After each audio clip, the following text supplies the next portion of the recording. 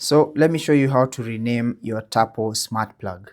Now for this video, I'm using the Tapo P100 model, but these instructions will apply to any Tapo Smart Plug that you're using.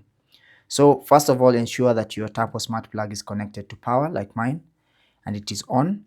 And then you want to go into your phone, the phone that you used to set it up, and find the Tapo app and tap on it to bring you to this home page.